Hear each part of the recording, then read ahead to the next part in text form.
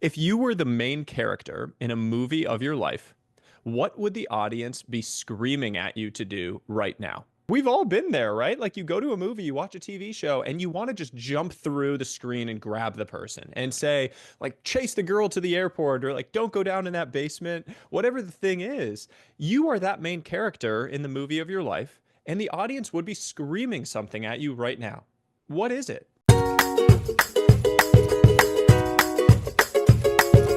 Welcome back. Hope you guys are doing well wherever you are. We have a really incredible human here to help reshape and define what a wealthy life means. And spoiler alert, it's not about how much money you make. But first, our quote of the day: never let the quest for more distract you from the beauty of enough. Ugh.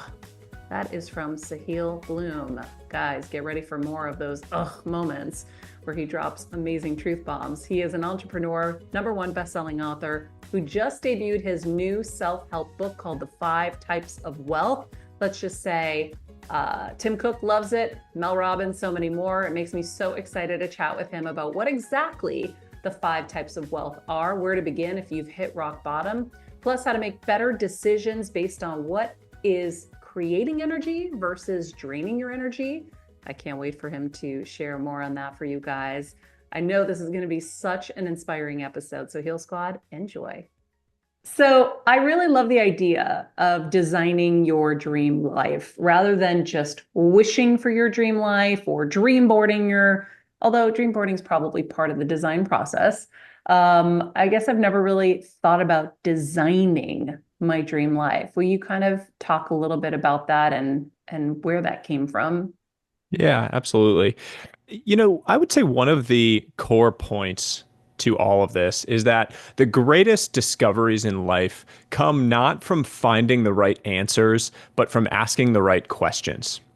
And really, that is what I'm trying to get at. I want people to sit with the right questions for long enough to create the space in their life to actually consider what they truly want. Because what you learn as you get older and as you kind of walk down whatever paths were handed to you is that so many of the things that you are chasing are actually just these default paths that other people have convinced you that you want. They are lives Yes. that other people have handed to us, whether it's your parents, culture, social media, your friends, whatever it might be. We rarely take the time to zoom out, to create the space, and to ask these questions about what we actually want. And the truth is that if you do that, you can start taking steps to design your life around those things. You don't have to march down the path that everyone tells you is the right one. You can create your own. I love that. I feel like I heard an interview where you talked about how you had gone down the path that your family wanted you in finance. I think it was finance, right? Hmm. And you realized that you were doing something that everybody kind of thought you should do and chasing money and that kind of achievement that everyone sets out for us. I always say, with regards to health, like we grow up and our parents teach us to be good boys and girls, to do well in school, to get good grades, to achieve, to succeed, go to a great college, get a big job, make a lot of money. Health? Never. We're never really talking about health. I mean, your parents will teach you to like eat well, sure, but health is never a consideration. It's always money and achievement and success. And I get it because I was there and I saw it and I felt very ill many, many times. And then I realized, oh, it's about your health first. It really is. And it's, I think, full 360 about your health. And then from there, you can achieve your wealth. I 100% agree with you because I view physical wealth, as I call it, health, as a catalyst for every other area of your life. When you are feeling well, both internally and externally, in your physical and mental health, you are actually able to show up in the world in the way that you want to. And so Mhm. taking care of your health actually allows you to show up better in your relationships. It allows you to show up better at work. It allows you to show up better in each and every other area of your life. And almost even more importantly, one of the things I've noticed in working with hundreds, thousands of people over the last several years and in my own life is that feeling lost or feeling stuck in life is fundamentally a feeling that you do not have the power to take an action and create a desired outcome. you feel you have lost that control and that power in your life. Physical pursuits, taking care of your health, is the fastest way to remind yourself that you do have that power because you can Mm. do something hard and see and feel the impact of it very quickly. And once you recognize that you have that power, that has momentum in that it has a ripple effect, a chain reaction into how you interact with any other area of your life. I love that. I think that I'd have to agree with that. I don't think there's anything else that can give you that quick of a result. I think that the first thing I would tell most people if they are struggling or if they're feeling stuck or if they're not happy with where they are is for 30 days, get up earlier than you're used to and do some sort of workout. And it has almost nothing to do with the workout itself. It has a whole lot to do with rewiring your brain to remind yourself that you are a winner, that you are capable, that you can achieve anything that you actually put your mind to. And that has ripple effects into every other area of your life. You just said the magic words. My dad always used to say, Maria, you can do anything you put your mind to. And we Mm, were cleaning nightclubs growing up all over Boston. And I'll never forget, I would stand on stage and be like, okay, well, there's nowhere to go but up from here. We're cleaning rat poop and people's vomit. Like, of course, like there is way more out there.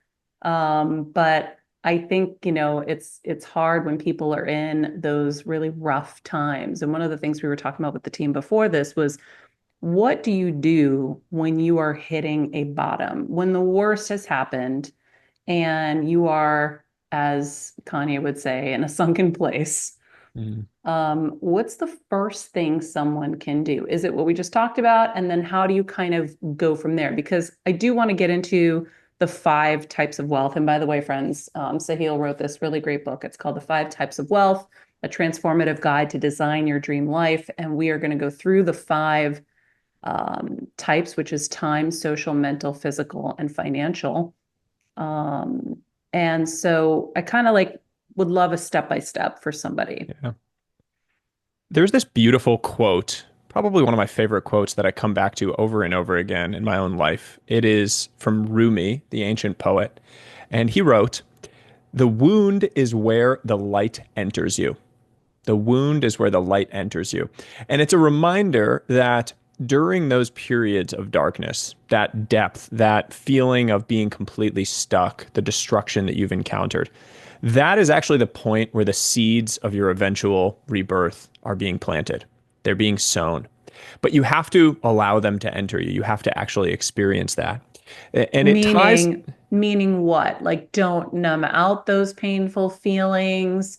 open up to them. Open up to understanding that life follows this natural cycle. And in ancient Indian cultures, it's called Kala Chakra, the idea that life follows this natural cycle of creation, destruction, and then rebirth. And if you reflect on your own life, you can kind of see that actually, that your life has followed these periods where you've had these periods of growth and beauty and incredible wins and success.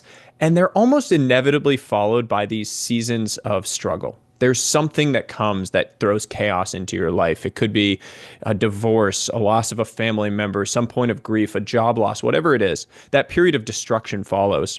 But those periods of destruction are followed by your eventual rebirth. But during that period of destruction, you have to open yourself up to the world. You can't hide from it. You can't try to numb it. You actually have to experience the fullness of that darkness because it is a natural part of the cycle that you're going through. Can't just sweep it under the rug. Exactly. And I did look, I tried to do that. I And think we it all got me do. closer and closer to a very dark place and an edge. In my own journey, as you said, I chased all of the definitions of success that the world had handed to me. And a lot of it was grounded in an insecurity that I felt, in a feeling that I didn't feel like I was enough and I wasn't impressive to myself. And what you do is you go try to chase all of the affirmations that you can get from other people. So get enough other people to think you're impressive. And then one day you think you'll wake up and feel impressive to yourself. And unfortunately, what you learn is that you can't have an external solution to an internal problem. Yeah. And I did that by chasing the traditional cultural definition of success, which is making money. And at every step, when I would get a promotion or when I would make more money, I would think I was going to wake up and feel this great feeling of happiness. And I wouldn't. I would get the kind of momentary blip, and then it would just reset to this feeling of dread that I wasn't doing enough. But unfortunately, along that whole path, while I was winning this one game, all of these other areas of my life had started to show cracks and started to suffer. Most importantly, my relationships. With my parents, I was never seeing them. We lived 3,000 miles away. My sister and my relationship had really ground to a halt. My wife and I at the time were struggling to conceive for about 2 years, and that was creating a burden and a strain that was a real challenge, and one where I was not in a mental or physical place showing up to help shoulder that burden in the way that I should have been. And physically, I was drinking 6, 7 nights a week. I mean, the impact that that has on your life, on your mental and physical health is enormous. And so, from the outside looking in, I was winning the game. And I started to have this sensation that if that was what winning felt like, I had to be playing the wrong game. And that realization was the turning point for me. And it was the turning point that led to the outflow of this book eventually, was the So, realization. Yeah. well, how did you get to that realization without some extreme scenario? Because normally it takes a brain tumor, pancreas cancer, divorce, something to get you to be shaken up to see that. What got you to the place where you realized this model of winning isn't winning? I had a single conversation with an old friend in May of 2021 that completely changed my life. I went out for a drink and we sat down and he asked how I was doing. And I said that it had started to get tough being so far away from my parents who were on the East Coast. They're getting older, closest people in the world to me, and I wasn't seeing them. He asked how old they were. And I said mid 60s. And he asked how often I saw them. And I said about once a year. And he just looked at me and said, okay, so you're going to see your parents 15 more times before they die. And I just remember feeling like I'd been punched in the gut. I mean, the idea that the amount of time you have left with the people you care most about in the world is that finite and countable that you can place it onto a few hands, it just shook me to my core. And in that moment, I realized that if we didn't make a change, we were going to end up somewhere where we didn't want to be. So the next day, I told my wife that I thought we should consider a move. And within 45 days, I had left my job on the West Coast. We had sold our house in California and moved 3,000 miles to live closer to both sets of parents. And that one decision and the ripple effect of that one decision changed our entire lives. Within 2 weeks of getting to the East Coast, we found out that my wife was pregnant. Um, excuse me. Oh, it's okay.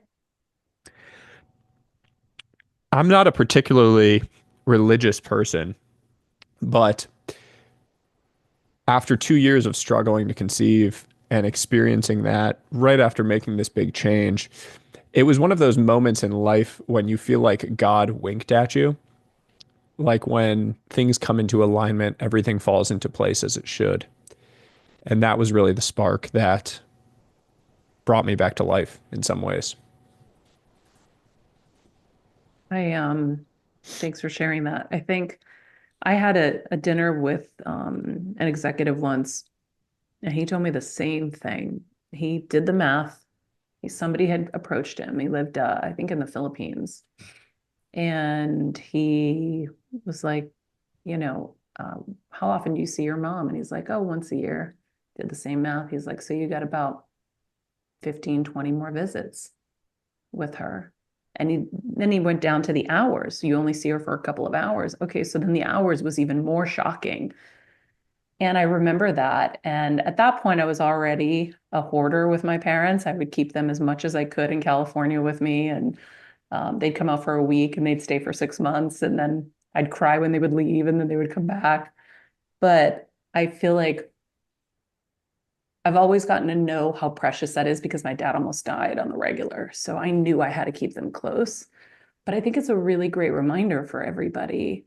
that they're not always going to be there. And we take it for granted because we do get into that cycle of just success and winning and all of that. Um, and I can imagine the peace that your wife had, that you had when you guys moved and you made a decision to go after your internal happiness. And it's no wonder that she got pregnant. I wonder what that journey was like for you in terms of kind of reinventing, because you left your job. And what was that like? Was that tough? There was a readjustment period to not having the very clear, simple sort of cocktail party version of what do you do when people ask you. I remember Um, that when I left too. It's the it's worst. What do so you do? I'm like, I don't know, a lot, Yeah, and you a say like lot. 10 things in a word salad, and people kind of look at you like, okay, so you just said nothing. And it's funny. I mean, like, society really values the clean definition, the like one-liner that you can say. And one of the biggest struggles when you are marching down a very different path is that there is this period of loneliness where you have sort of left the confines of the prior environment. You no longer speak the same language as the people that you previously thought of as close friends. You've Because you changed. also know more. You've gone to another level. I remember, yes. Yeah, I mean, your vision, your goals, the literal language you speak is different, and you've left, but you have yet to attract the new people to the new version of who you are. And the thing that kept coming into my mind during that period of loneliness was this reminder that I kept hearing and saying to myself that this is the cost of entry for the transformation that I want to go through. This is the growth and the change that I asked for. And this is the cost of entry that I have to pay, the tax that I have to pay for that growth and for that change. You were And aware in those moments of that? I have Did, felt that at a few different phases in my life. My whole childhood, I was sort of at this collision of two separate worlds. I come from a mixed race background. My mom is Indian. My father is white Jewish from the Bronx, New York. My mom was born and raised in India. When my dad wanted to marry my mom, his father was not accepting of it and made him choose between her and his family. And my dad walked out the door and never saw his family again. To this day, I never met my dad's parents. He has three siblings I never met. I have first cousins that I've wow. never met. And the legacy of that was, I guess, two things. One, it was a legacy of love because my parents chose love above the common convention of the path they were handed. And two, there was just this feeling that I wasn't ever quite sure exactly where I fit in. Like I wasn't sure if I was kind of the more nerdy kid or the like athlete jock. I wasn't sure, if I was supposed to be the like tough guy or if I was the like sort of smart, thoughtful, sensitive one. Like I never really could figure out who I was, like what was my real identity. And so I kept kind of like trying to grab at different things all along the journey. And that is very lonely because as a kid, your only thing you really care about is trying to fit in. You just want to Hmm. know where you fit in the world. And it feels very lonely if you don't have that alignment. And it's kind of this funny paradox of life that, like, as a kid, um, you do not want to stand out. But as an adult, the thing that makes you special is when you stand out and you get celebrated for it. And so I just feel like my whole life I sort of wrestled with this internal, external reality of loneliness and trying to find my people that were really attracted to the real version of who I was, not the facade that I maybe would have created at different points in time. Yeah. Before we continue, I have to share with everybody, friends, that Valentine's Day is around the corner and love is officially in the air. And if you're like me and you want to make yours very extra special for your loved one, Macy's has you covered with their hand-picked gift guide, whether you're shopping for your partner, your best friend, or even yourself, because self-love is a thing. Macy's has something for everyone. Think Carolina Herrera's Good Girl Liquid Blush for that romantic touch, cozy Ugg slippers for staying comfy, or a Joe Malone diffuser perhaps to set the mood. If you want to go big, you can surprise them with the Breville espresso machine, some Beats headphones, or even Sonos speakers. And if jewelry is their love language, a Pandora bracelet's always a thoughtful choice. So skip the guesswork this year. Macy's has got it already done for you. Head over to Macy's.com/gift guide and find the perfect gift for everyone on your list. Don't wait. Valentine's Day will be here before you know it. Sahil, don't forget. So when you were reinventing, it was lonely. And I remember I had the same moments when I left my last TV job and I had brain surgery. And after, people would be like, "So what are you up to now?" When I finally kind of recovered. And I was like, "Oh, everything, the usual." And I didn't know how to answer the question. And then finally I started asking people, I'm like, "What if I said nothing? Would I still have value to you? Like, do I still matter if I say nothing? Because nothing feels really good right now. Nothing is where I need to be right now." And I'm grateful that I was always confident enough to handle that, even though it was awkward and weird, because it was weird for them sometimes, I think, to be comfortable with me doing nothing because they're used to the laundry list of things. And I guess I was used to the laundry list of things too. But I felt so good saying nothing. And um, and I I love that. still feel good about not having that answer for people when they're like, "What do you?" It's weird though, because again, the world needs that. They need to know what place to put you in their like human Rolodex of their brain. "Oh, she's this. I can go to her for that." Or "She's this. We can use her for this." And so it's really weird because you have to straddle this weird situation where you're like, "I'm just me. That's it. I'm just me. This is, what I'm working on, but I'm not going to give you the whole like thing." Yeah, I have a whole board right here of all the things I want to do and all the things I'm working on, but I'm doing it really casually and at my pace. I don't need to show you that I've got all this stuff going on, but it is an awkward thing. So I get all of that. Yeah, the way you articulated that was really beautiful. And it reminds me of, this concept that I share in the book that I absolutely love that has been so empowering to both my wife and I on our journey is just this idea that your life has seasons. And what you Hmm. focus on or prioritize during any one season can and will change across the different seasons of your life. And it is okay for you to have a season of nothing, a season when you need that. You need that period to just be still, to just pause, to just zoom out, to just experience and embrace that space. And you can do that with the knowledge and with the empowering wisdom that in future seasons, the fact that you had that nothing and that space does not constrain you to that. You can change and shift and be dynamic across these different seasons of your life. And so the most poignant example for my wife and I was when our first son was born in May of 2022. My wife had deep conviction over the fact that she wanted to pause work, take a step back, and really focus on being a mother during this season of life when he was going to be young and at home. And that was weird to the outside world. And it's such a funny thing to think about how weird it was and the number of comments that she had to endure from people in town, from random colleagues of hers. She was working as a fashion designer. She was rising through the ranks in a competitive industry, doing really, really well. And so her decision to say, "I'm going to do more than maternity leave. I'm actually going to take a full season to focus on being a mom." She had to hear all of the comments from people being like, "You're just a mom now. Or are you going to be just a mom?" And that's, by the way, one of the most infuriating things I hear as like a comment that people casually say, not intending it necessarily to be passive aggressive or weird, but it is. Hmm. And the knowledge that this was a season of life was deeply empowering to her and to us because it means that she can focus during this season on being a mom with the clear-eyed awareness that that doesn't constrain her in any way from what she wants to pursue and what she wants to lean into during future seasons.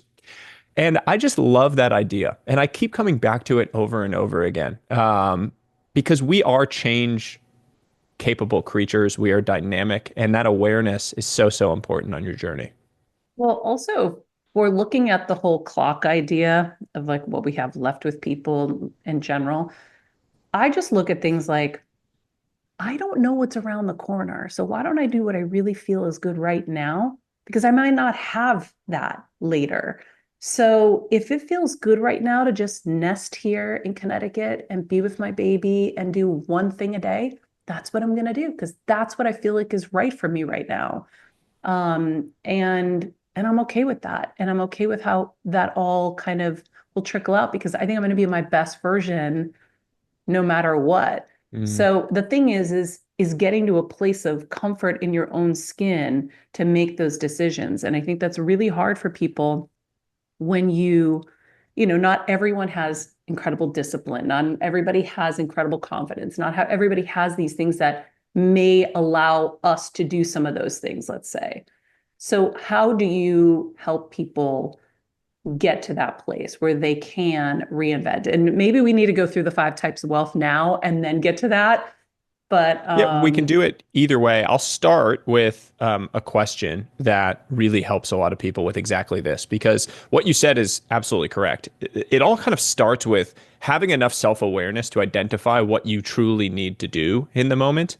And that is very difficult because we live in a world of constant stimulus and constant response. You have your phone around you and you're getting the like constant stimulus of messages, emails, all of the things you need to do, all of the urgent things. And what that creates is this environment where you're never able to zoom out and look at the bigger picture of your life. Actually think about what you truly want. So the way that you said you had the self-awareness that this was what you truly wanted to do, that you wanted to be able to nest and be there and do one thing a day. Most people never create the space to do that. So this one question really will help you do that. The question is, if you were the main character in a movie of your life, what would the audience be screaming at you to do right now? Oh my We've God, that's all been there. amazing. Wait, guys, that is a clip for a lifetime. Wow. Wow. We've all been there, right? Like you go to a movie, you watch a TV show, and you want to just jump through the screen and grab the person and say, like, chase the girl to the airport or like, don't go down in that basement. Whatever the thing is, you are that main character in the movie of your life, and the audience would be screaming something at you right now. What is it? What Yeah. is the blindingly obvious thing that you are choosing to ignore or that you cannot see because you're so zoomed in on your life? What is that thing? Yeah, because we're so good at distracting ourselves so we don't feel the pain, so we don't have to deal with it. That's why I said we're just so good at sweeping things under the rug because it's just easier to just stay in that hamster wheel and just keep on going. But yeah, I think that question is so powerful oh my God, it's gonna be my new favorite question ever. Because it's the thing you want to avoid the most. It's the thing that you want to avoid the most. And what you find in life is that the things you want to avoid are the things that you actually really need. The answers Hmm. you seek are found in the actions you avoid. Yeah. Wow, wow, wow. That is really awesome. Do you know Dr. Daniel Amen? I do. Okay. So I've had him on the show. He's been amazing. One of my favorite questions that I always ask is this 100% true? That's one of his things where he says, whenever something's going on, you have to ask yourself, because we run away with stories, and is this 100% true? But this is my new question. If you were the Mm, star of your movie, what would the audience be screaming at you to do? I yeah. love it. And I think that, you know, it's hard because our world is so pressured and everything's about what you're not doing and what you're missing out on and what you should be doing, what life should look like. And so few people are living the example of just being who they are and how they want to be, for you to model. And so it takes a minute to find your people and it takes a minute to get cozy and all of that. But why don't we go through the five types of wealth for everybody so that they Sure. can see that wealth isn't just monetary.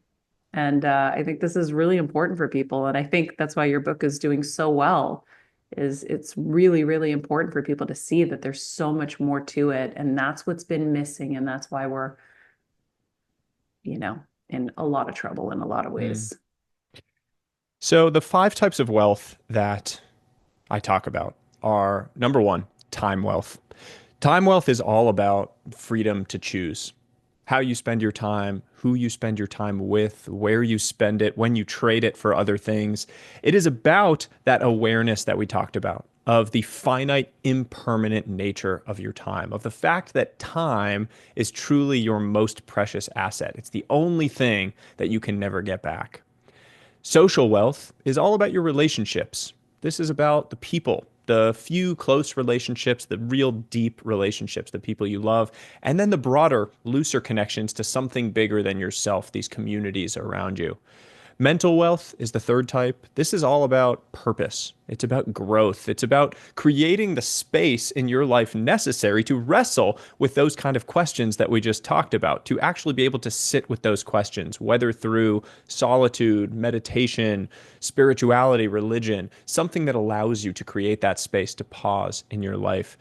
The fourth type is physical wealth. This is all about your health and vitality. It's what we talked about at the beginning. It is a catalyst for so many of these other things in your life. It's about the controllable actions you can take today to fight against that natural atrophy and decay that your body is going to go through as you get older, to actually fight against the law of entropy. And then the fifth type is financial wealth. It's what we know, it's money, it's net worth, but with the very specific nuance of focusing on what your version of enough looks like, what your version of an enough life looks like. Because the idea here is that your expectations are your single greatest financial liability. Because if your expectations rise faster than your assets, you will never feel wealthy. You'll just be chasing some definition of more that continues to disappear and reappear on the horizon. But how do you differentiate expectations with like desires and dreams? The way that I think about it and that I talk about it is that there is nothing wrong with chasing more if it is grounded in something more important to you than money. If you have kind of built towards a version of your life that looks like it is enough, that you have the things that you need, you have your kind of basic needs met, you have your version of an enough life. After that, if you are going to continue to chase ambition and go after things, I think that's fantastic, but it needs to be grounded in something more meaningful than money. It cannot be about, oh, I want to get to X million dollars. It can be about, I want to go build this incredible company or this purpose that is going to impact people, that is going to create value for people out there. It can be built around, I want to go and create incredible experiences for the people that I love, bring those people together. So I'm going to continue chasing this more so that I can go build that and create that for people. Those are really meaningful pursuits and a meaningful way of sort of leveraging your ambition, where if it's just about money, you will continue to chase that and you will just be more and more miserable as you do. I think this is a great place for us to stop and pick this back up tomorrow, where we can go deeper into how to transform and how to design this new life step by step. What are the ways to do it? Because I also think it's really hard for people to get out of the rut. And the rut, there's a comfort in the rut. There's a comfort in that hamster wheel because you know what to expect. And so, trying to do new things can be scary because you don't know what the new outcomes are going to be. But we're going to get into more of that tomorrow. For now, friends, I hope you guys enjoyed this first part. Start thinking about what your audience is screaming at you for, and then you can bring it into our next session with Sahil. In the meantime, be nice people, make good choices, and be present. Hey guys, healing just got better. I am bringing you my personal Heal Squad to break down the latest health news and share in healthy discussion and disagreements. Here's what's coming up this week. Can you give us the breakdown on Ozempic and what does it really do to people? Why is your goal to lose weight when you have no health? Now you can get it through Weight Watchers, $189 a month. Wait, guys, if you could see my jaw right now, it's on the floor. Cold plunging. If you cold on your face first, you can actually much easier go into the cold. No way. Incandescent bulbs were banned, and now Trump, because of probably RFK, is overturning that, and incandescent bulbs will be back on the the shelves. Someone apparently is blaming their Tesla for nosebleeds, debilitating body pains, and hair loss. I'm horrified as a Tesla owner. No. Yeah. If you guys like what you just saw, please hit subscribe for more clips and full episodes. Healing is possible, friends, and it happens here. Hey, Heal Squad. We have been on quite the journey together, and we're hearing from so many of you just how much this show is helping you heal and get better, and it makes us feel so good. We love, love, love it, and we just ask that you don't keep it to yourself. Spread the message and share the show or your favorite episode with your friends. And if you want to help us even more, you can leave us a 5-star rating and a comment on Apple Podcasts or Spotify, and follow us on Instagram at Heal Squad. You can also DM us anytime because we love connecting with you. And finally, you can also join us on Patreon for our monthly live heal events with world-class healers and ad-free episodes exclusive only to Patreon and our Super Heal Squad for as little as $10 a month. So go to patreon.com/Heal Squad to join. Getting better isn't easy, friends, but as I say all the time, it's a whole lot easier if we can do it together. We love you all so much, and we love doing this thing called life with you. This podcast and all related content published or distributed by or on behalf of Maria Menounos or mariamenounos.com is for informational purposes only and may include information that is general in nature and that is not specific to you.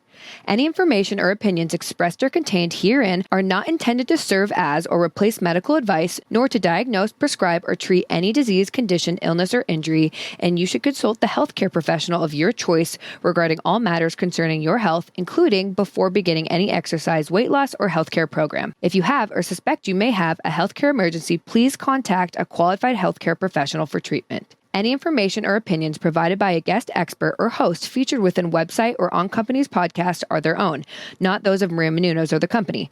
Accordingly, Maria Menounos and the company cannot be responsible for any results or consequences or actions you may take based on information or opinions.